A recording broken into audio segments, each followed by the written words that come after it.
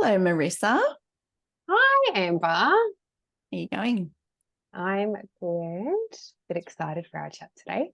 Yes, me too. I've been waiting. This has been like 2 weeks that I've had to wait to speak with you. Yeah, no.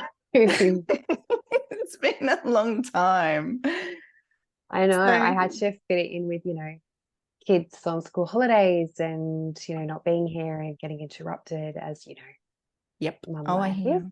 You're at the end of week 1, aren't you, in New South Wales? Yeah, it is end of week 1. Yeah. We're just at the end of hmm week 2 here in Queensland. Yeah, I wish everyone would have the same school holidays.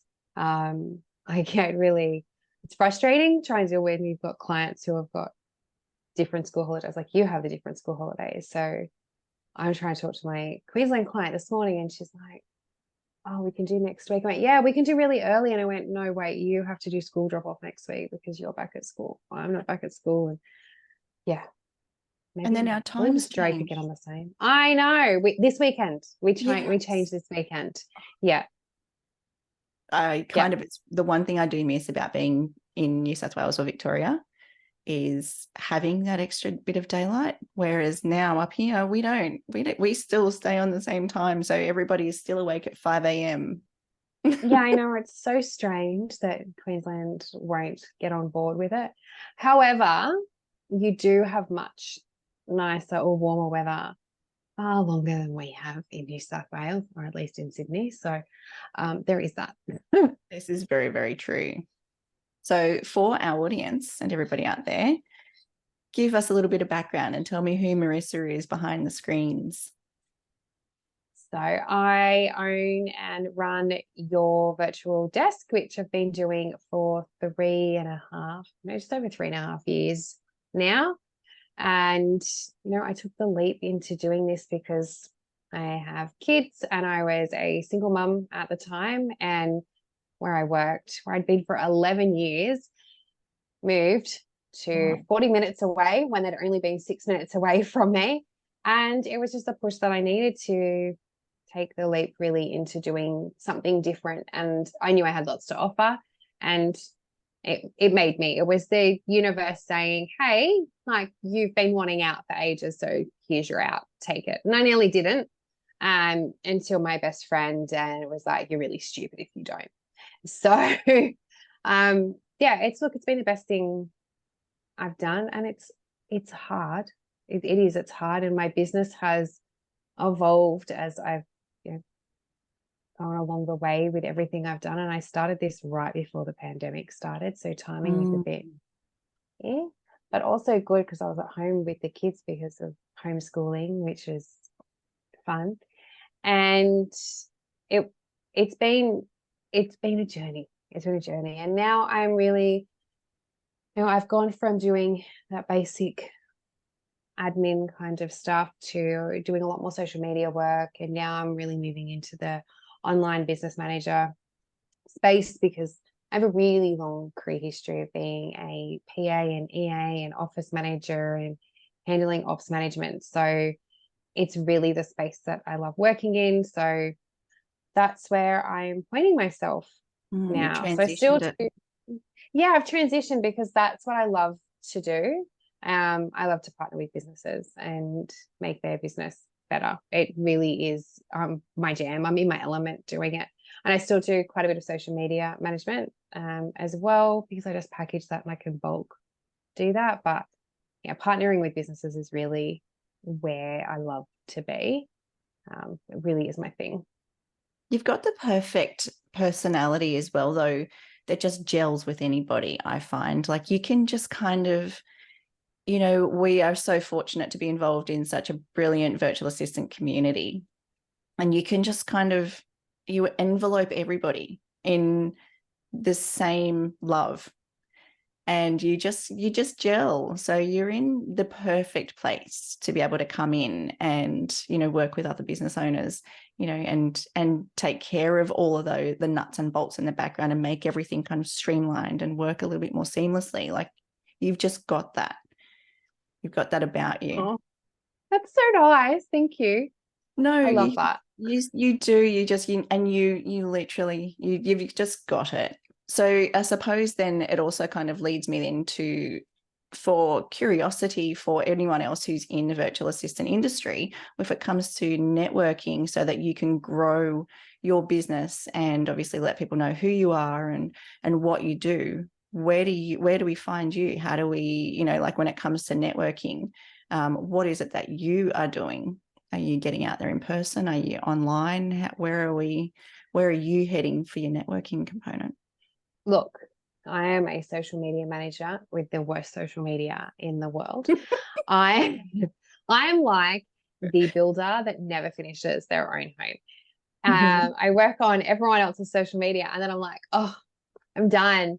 But it's something that I know I really need to be doing because it's so important. I drive this home with all of my clients. Do social media. We need to do this. And, you know, this is all the stuff we need to be doing. And then I don't do my own. I suck at that. And, you know, I'm so busy in my business. I'm like, oh, it's another thing. Yeah, I have to do. And This working, VA needs a VA. yeah, like Yeah. working on your business sometimes can just be really exhausting and you just don't feel like doing it. Yeah. So look, it is something that is on 100% on my very urgent to-do list to get back onto my socials so that, you know, people can find me on my socials, or they find me. You mean you can find me? You're just not going to find very much about me. But I am in, you know, we're in the same group in our Viva network, which is so awesome. And I love networking with other VAs and OBMs. I've learned so much being in that space, and also the connections that you then get outside of that. And there's just this really big community feel, and where people are really quick to be like, oh, hey, I have a client who I can't do this work for. Can you do the work for? Or Yeah. do you have capacity? Or this isn't my thing. Can you do that? And I love being able to network in our community like that. But I also, and I'm not going to say I like doing it because sometimes I find networking a bit, yeah. A bit me. Yeah. Um, Yeah. I hear it can you. be a bit, because it can be a bit stale. I think sometimes it feels a bit stale, trying to network at some places, not all of them. But I recently did a talk on VAs and OBMs and how they can help your business and systems you can use and prioritizing work. And that was with the Inner West Council here in Sydney. They do a Women in Business Talk series, and I did a presentation for them, and I got to network with a whole bunch of business women that night, which was awesome because it's talking with like-minded Yeah. people and what I really enjoy, especially women in business. I find that it's a little bit different, and I work with both. I work with everyone really. I have a really varied range of clients, and I work with both men and women business owners. But I do find that sometimes the approach needs to be a little different, I guess. And depending on who I'm dealing with, but the networking that I got to do on that night was actually, it was fun. It was fun. And it was because who was running it, which was one of my clients, made it fun as well, Yeah. because it was a Right. lot. There was some icebreakers and funny things to do. So it was really good. But it's, like I said, networking feels a bit stale sometimes, but I really recommend it for a lot of people. If you can, you don't need to do something like huge. And I know councils and chambers do really big ones Yes. where there's a lot of people and it can be really daunting, and some of them are a bit clicky. Mm-hmm. But if you can find smaller places to network, I find like you can get little gems of info from people and make some really good connections, Like which, community groups, you know, yeah, like your local business networks. yeah. And it doesn't have to be a room full of 50 people. And because sometimes that can just be exhausting, to be honest. Like, I'm an extrovert. But honestly, I swear as I get older, I'm beginning to be a little bit more introverted and quite happy to be at home. So It makes it perfect sense for you to be a virtual assistant in that yeah, case. sometimes getting out and going, oh, a room full of 50 people, yay. And Mhm. having to say, oh, yes, I'm Marisa and I own your virtual desk and this is what I do, can just be like, oh, and repeat 25 times. Yep. Um, Yep. but yeah, I think it's finding your people, Yep. really. Couldn't It agree more. really is. Yeah. Yeah, absolutely.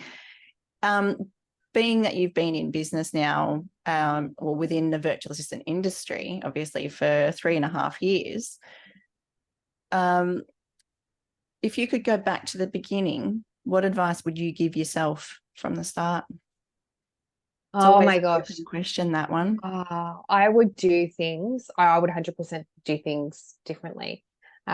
So when I started, I actually wasn't aware of there being any VA courses. So I didn't do a VA course to start. I kind of fell into this because I'd spoken to a girlfriend about thinking about doing this, and she's like, "Oh, my sister's best friend is a virtual assistant. Do you want to talk to her? I'm sure she'd love to talk to you and give you some tips." And I met up with her to have a chat, and she goes, "Look, I'm actually looking at offloading one of my clients because I'm moving my business in a different direction. That would be really great." And I went, "Oh, okay, righto." And I thought that I knew enough because I'd had such a long career of doing what I was doing. And I've worked in marketing. I've sort of been office manager, I've been an EA, and I've done ops management. So I've done a lot of stuff. And with that, it was with the company for 11 years and I covered a lot of responsibilities there. So I was like, oh, I'm fine. I look back now and I wish that I'd done a course. I Things I think would have started differently for me, and I would have been able to hit the ground running a bit harder. I think that it just would have been a better setup. So I really, really do recommend doing a course to start. Rosie's course or on Virtually Yours is the perfect course to Mhm. do. Um, just getting that training in for the initial start. I feel like it doesn't matter how much you know, this virtual world is so different to being in an office, and it's a big adjustment. Like the training's not like, oh, hey, there's this program and you have to learn how to use Asana or you have to learn how to use Airtable or things like that. It's really about setting up your business, and no one teaches you how to run a business and set up a business. And it's a big leap going from paid employment to working for Oh, yourself mate. and having to set this up. It's Yeah. hard. The mindset shift was, I'd have to Oh my say, gosh. the biggest thing I've ever experienced. Yeah. Like you go from having this set income to all of a sudden you're like, what on earth? Like, how I've got people, like a client's going to have leave for 6 weeks. Oh my goodness, that means that I don't have, Yeah. potentially my workload is either going to cut in half or drop off completely. That is a huge thing. And like that lesson is what so many people just don't even, I think, realize. Like that's a big part of it. Don't. There's no paid leave, that there's no sick leave, Mm, there's no annual leave, there's no super. Like you have to cover it all. And it can be really stressful. And as you know, I lost a really major client the middle of this year, and because they had downturn in their yeah. business. I lost, and this was a $30,000 a year client for me. So it was huge. It was more than huge. It was pretty devastating, really, and it hit me really hard. And it was that point that I realized, and that's just over 3 years in. It was that point that I realized that I didn't have my foundation set up properly to account for something like that. happening, because you just always think it's going to be okay. Yeah. It's going to be fine. It's fine. Don't worry. Like, I don't need to do anything else. It'll be okay. Oh my God. No, that is one of the biggest lessons I've had so far in business. And I wish that I had What would you done more change work. I from wish that? from that, I realized, and since doing or starting and not yet completed my OBM course with Audacious Empires, is that you can't hinge all of your work or most of your work on one client. And I know that some people like working with like just 2 or 3 clients, and that's fine if losing one of them, you still have enough room to be able to comfortably live with Yeah. that, and that losing that income isn't going to impact on your life really.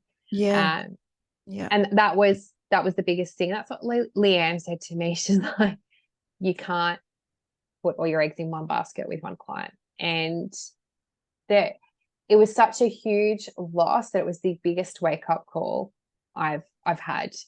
And I've been able to regain that income and some, no, I'm not going to say easily, because I had a time, I think I spent a few weeks going, oh my gosh, how am I going to do this?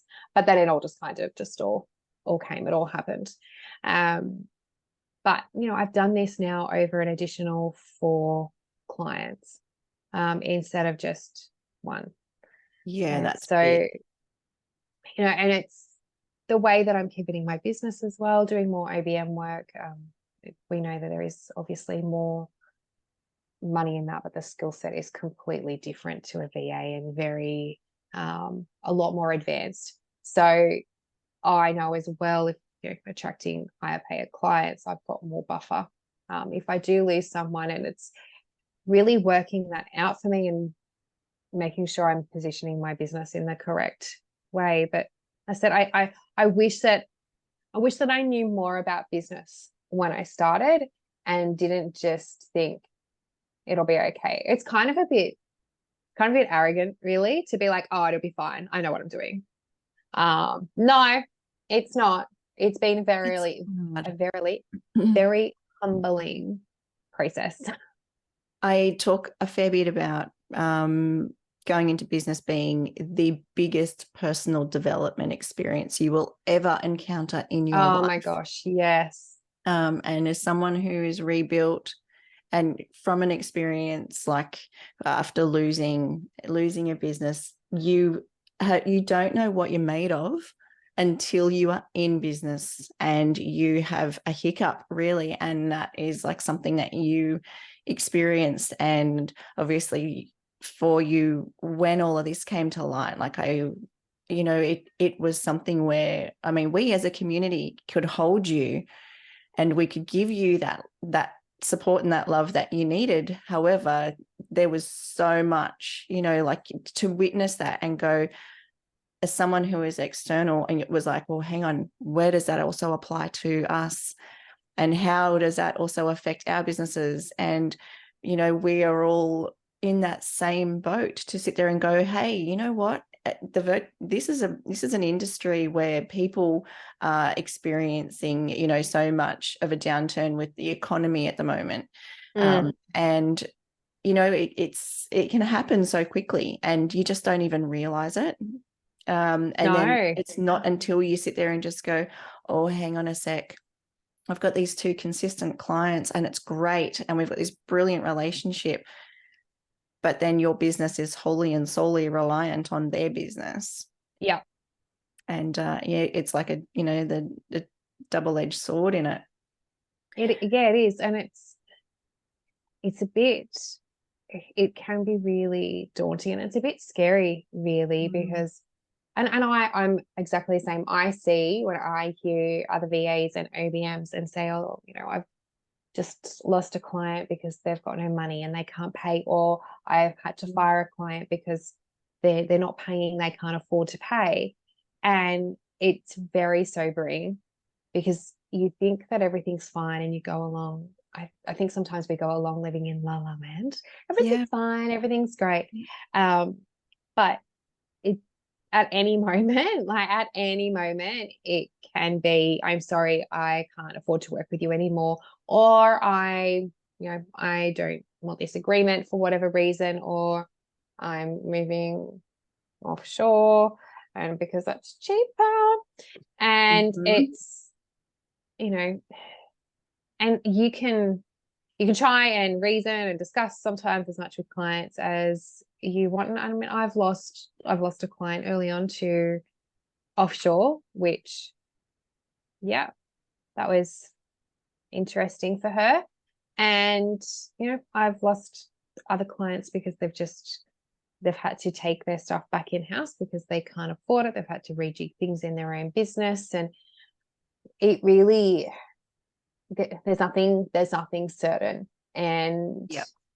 it's really only now, after losing that big client, that I've really realized that I have to change the way that I do things in business so that I'm not caught like Yeah. that again. Yep. Um, it's there's nothing guaranteed. There's nothing guaranteed. There is absolutely nothing guaranteed. There's plenty of work out there, and there always has been. There are a lot more VAs and a lot more OBMs now, but there's plenty of work out there. But there's nothing guaranteed in what we do, ever. Do you find as well, because you're in a virtual space, that if you were out in the physical world again, like back in an office, Mm. um, do you feel that because we're in this virtual environment, that it's a lot trickier with finding your clients or finding your work or really getting out there in front of people? Uh, yeah, to an extent. I think since COVID, more people have come around to realizing that this is the virtual world is a really big thing now. Mm. Because so many businesses were forced into having to do work from home.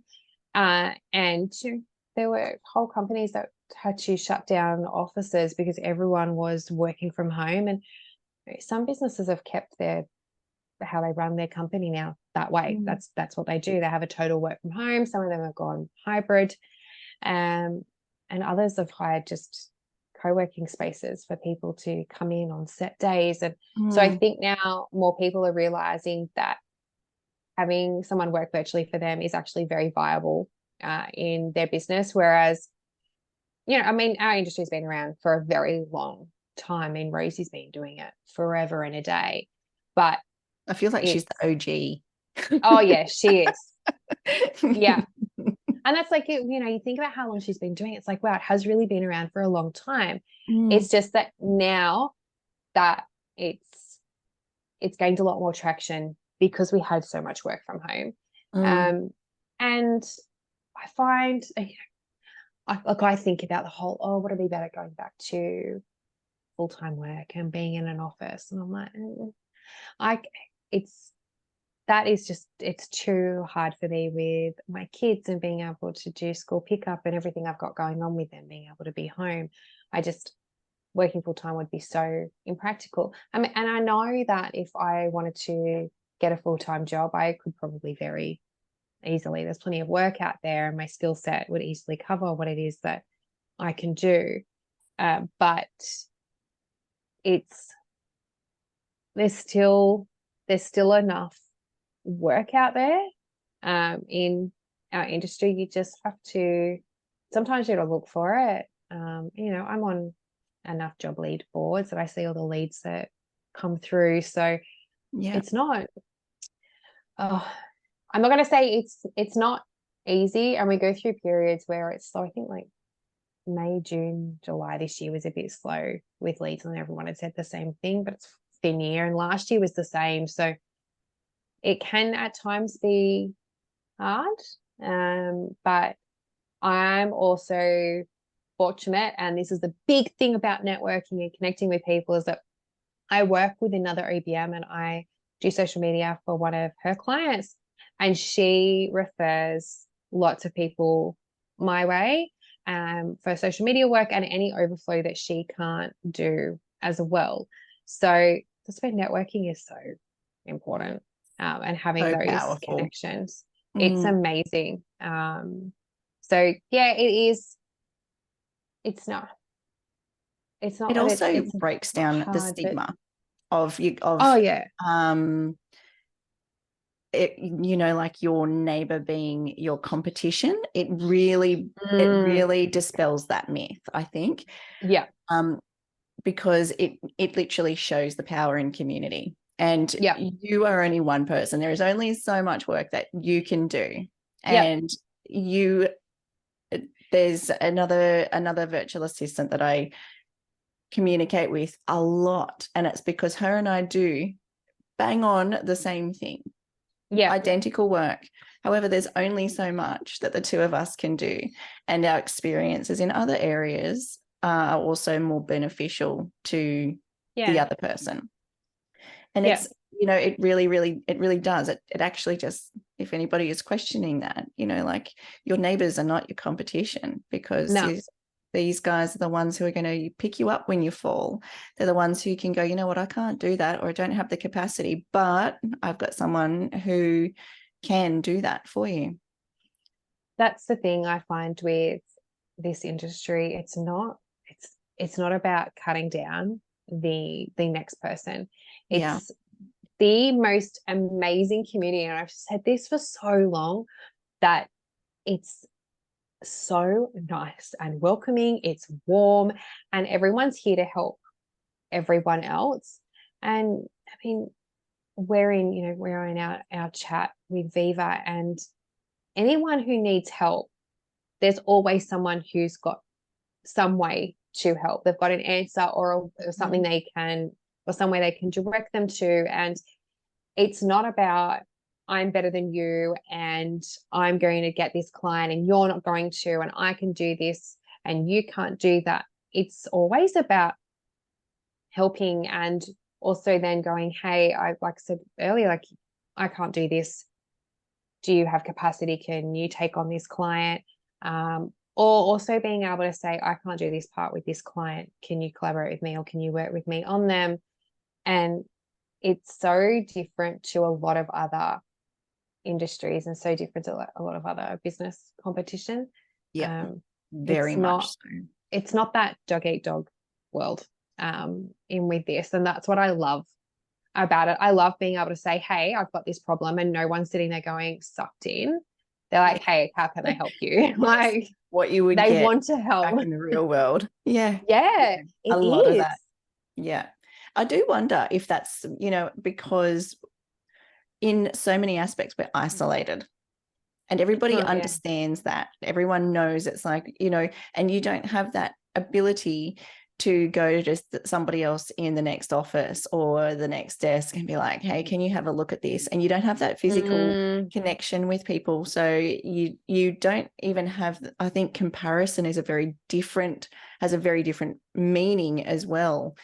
because, you know, like you're not comparing yourself to somebody and what they're able to push out physically in this aspect. You know, that comparison in it is coming in a very different manner. You know, you so often will get caught down the rabbit hole on the gram, or, you know, on LinkedIn. Yeah. You know, like so often it can happen.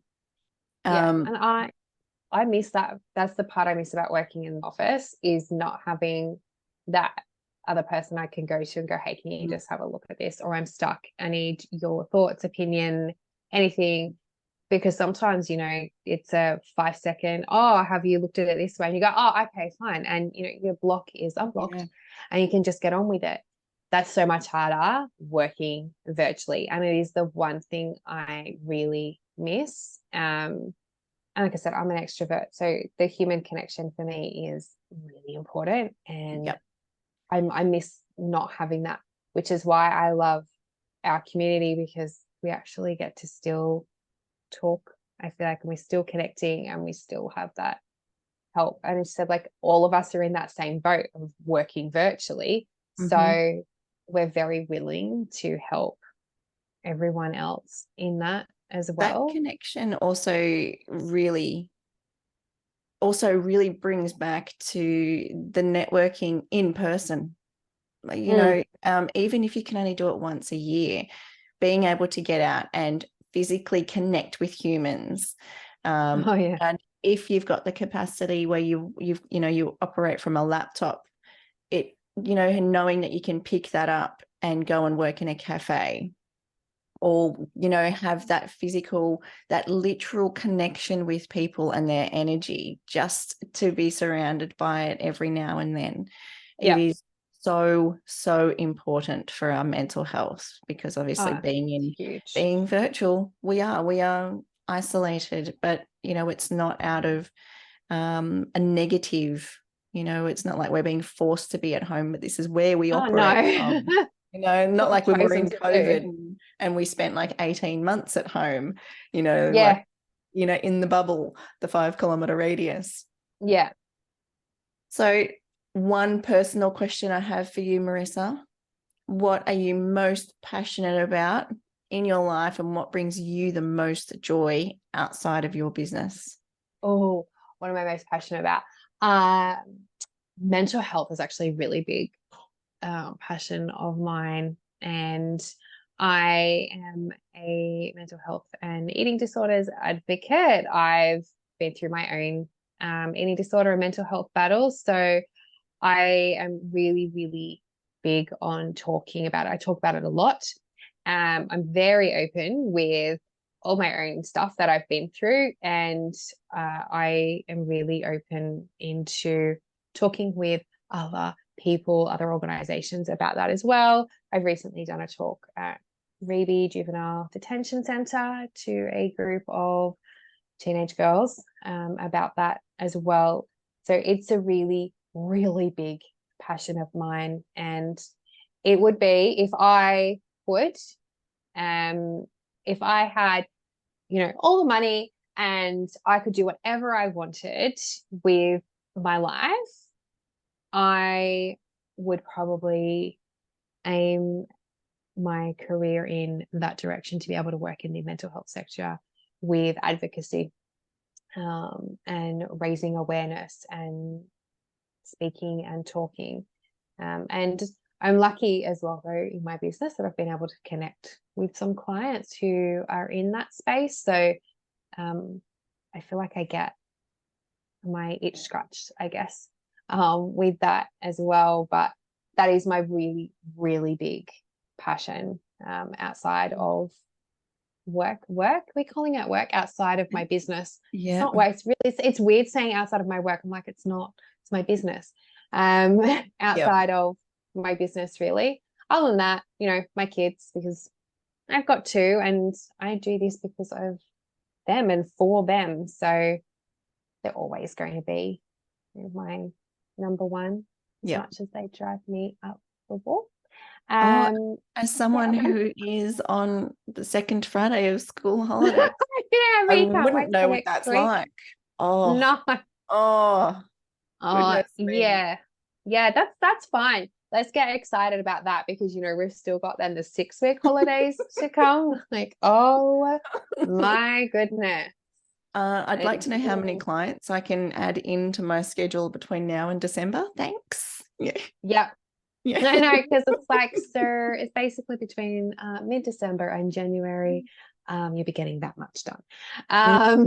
Yep. Yeah. I know, the constant like, can you just not need anything from me right now, please, because I need to work. Yeah, okay, but like, I'm hungry and can I have lunch? My son yesterday had second lunch. So he had lunch and then wanted lunch again. I was like, I understand why. Yeah. It's the 823 interruptions a day. And you're like, honestly, what I would normally get done in 4 to 5 hours has just taken me, like 9. I know. Although I have to say, don't let this put you off hiring a virtual assistant or an OBM, please, because this is why, though, we will choose, and I do this, I will work in the evening or at night, and that's right. Yeah, the school holidays have to be very flexible with working hours. Absolutely. Yeah, mate, I was working at 6 o'clock this morning. Yep. And that's purely because we still have things that we need to be able to do. And we've got commitments. So if it means that it has to be done in school holidays at these times, that's what we have to do. I know I've had a client once, because I will work late at night, and I can work late night. I work really well at that time. And I had a client like, I've just seen these come through from you really late. I don't expect you to work at that time. Like, is everything okay? I'm like, oh no, I'm choosing to work at that time because, I've had a kid stuff on during the day, or it's school holidays, whatever. It's fine. Like, it's okay. If I'm choosing to work, then it's because I've chosen, not because I feel like I have to for you. So yeah, it is the benefit of doing what we do, is flexibility and being able to, be at home on school holidays and go to school things, or like we've been to the orthodontist and the dentist and the doctors this week. So things like that as well. Being able to work it around. Yeah. And it's So one of those things as well. On a weekend, I find I do all my own things. Like I will sit here, the boys will go and do or play or be occupied, and you go, oh, okay, well, now I've got the time to set up my own, schedule my own posts. Yes. Or start a blog post, or keep working on my website, or as it might be, like finishing off something else with upskilling. So for everybody who has been following along here at home, where can everybody find you online? So my website is yourvirtualdesk.com.au. From there, you can find my socials. Enjoy them. I swear they will be better. But my website will tell you all about me. And that's evolving. That's going to be evolving too as I add more OBM stuff into that. But yeah, yourvirtualdesk.com.au. You will see my face and you can contact me through there. Oh, Marisa, it's been so good. So good. And I'm so excited to introduce you to my network even further. So if anybody needs a really awesome chick, to maybe manage their socials, don't take it from Marisa. But don't look at my socials. Just trust that I'm really good. I've seen the work that she puts out, and it's really, really good. I can give you client examples, just not my own things. Don't look at them. But I get stuck in my own weeds. I tell you what, I was sitting there this morning going, oh, goodness me, I've got it scheduled in my calendar. I have to do my own reconciliation. Oh, and talk to me about reconciliation. Oh, I've got to do mine as well. I know. When the VAs need VAs. Yeah. Exactly. I know. Awesome. Love